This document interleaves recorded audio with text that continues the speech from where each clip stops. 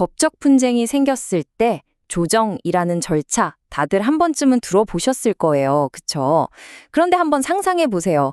이 조정을 이끄는 사람이 뭐 그 분야 전문가는 맞는데 정작 조정 자체는 잘 모르는 사람이라면요.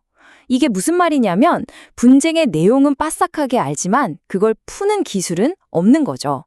오늘 우리가 살펴볼 이야기는 바로 이 묘묘하지만 엄청난 차이가 어떤 결과를 만드는지에 대한 겁니다. 와, 시작부터 정말 강력한 비유가 나오네요. 전문 교육을 받지 않은 조종인을 임명하는 건 훈련도 안 시키고 병사를 전쟁에 내보내는 것과 같다. 정말 섬뜩하지 않나요? 이 말 한마디에 이 조종이라는 과정에 얼마나 많은 것들이 걸려 있는지, 그리고 지금 우리 시스템이 어떤 위험을 안고 있는지, 그게 확 와닿는 것 같아요. 그리고 이게 그냥 뭐 그럴 수도 있겠다 하는 수준의 이야기가 아니에요. 실제로 법적 분쟁 때문에 골머리를 앓고 있는 사람들한테는요, 이게 정말 현실적인 문제고 아주 구체적인 피해로 다가온다는 거죠. 실제로 어떤 일들이 있었냐면요. 언론에서도 몇 번 나왔었는데 조정위원이 당사자들한테 막말을 한다거나 아니면 이건 뭐 중재를 하는 건지 자기가 판사라도 된 것처럼 막 호통을 치는 거예요. 당사자들 입장에서는 어떨까요? 아니, 재판 받기 싫어서 시간 쓰고 돈 써가면서 조정 신청한 건데 재판이랑 다를 게 없잖아요. 이러면 뭐하러 조정을 하겠어요? 그쵸? 결국 조정제도의 좋은 취지가 완전히 사라져 버리는 겁니다. 자, 그럼 도대체 왜 이런 문제들이 생기는 걸까요? 그 구조를 한번 제대로 파헤쳐 보겠습니다. 우선 우리나라 조정 시스템이 지금 어떻게 돌아가고 있는지 그 큰 그림부터 한번 짚어보죠.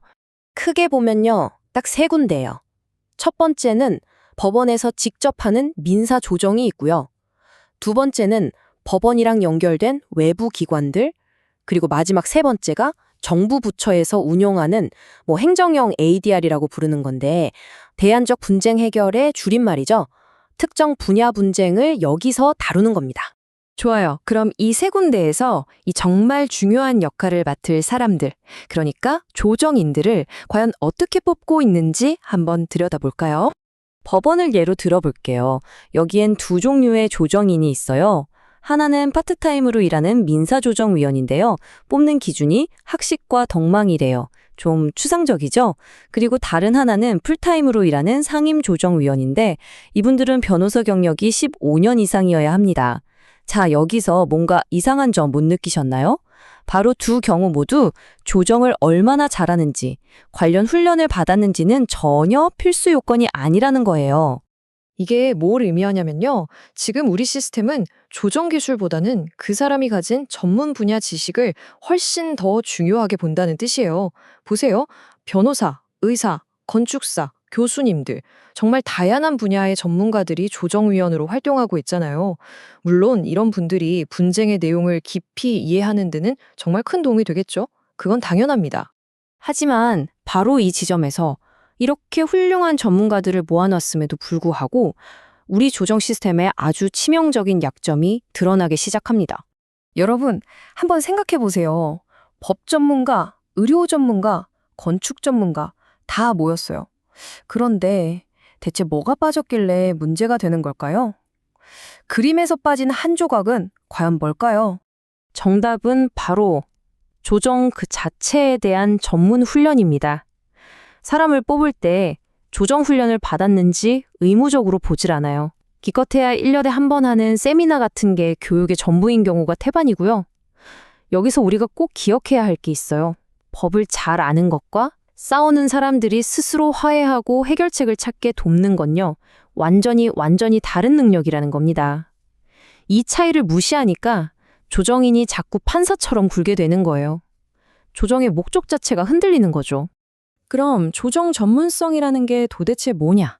그냥 법 지식, 기술 지식을 말하는 게 아니에요.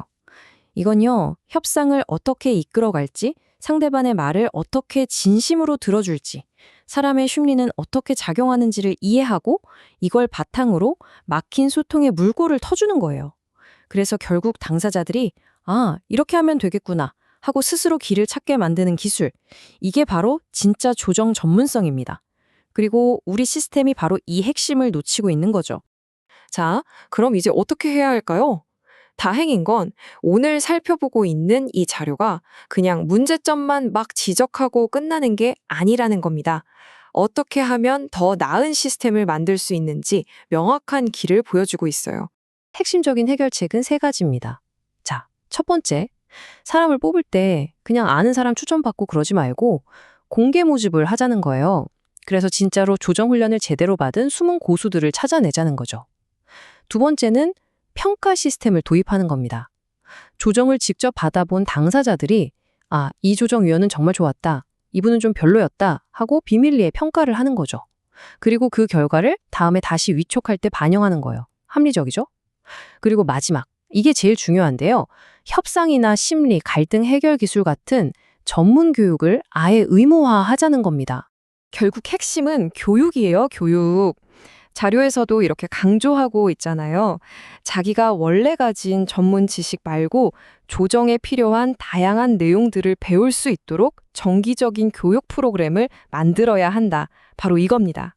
기존의 전문성에 조정 전문성을 더하자는 거죠. 자, 오늘 이야기의 마지막입니다. 여러분께 이 질문을 한번 드리고 싶어요. 만약 여러분이 인생에서 가장 힘들고 어려운 분쟁에 휘말렸을 때 여러분 앞에 두 사람이 있습니다. 한 명은 그 문제에 대한 지식은 해박하지만 그걸로 여러분을 판단하려는 분야 전문가이고, 다른 한 명은 여러분의 이야기를 듣고 꼬인 실타래를 함께 풀어가려는 해결 전문가입니다. 여러분은 누구의 손을 잡으시겠습니까? 한 번쯤 깊이 생각해 볼 만한 질문 아닐까요?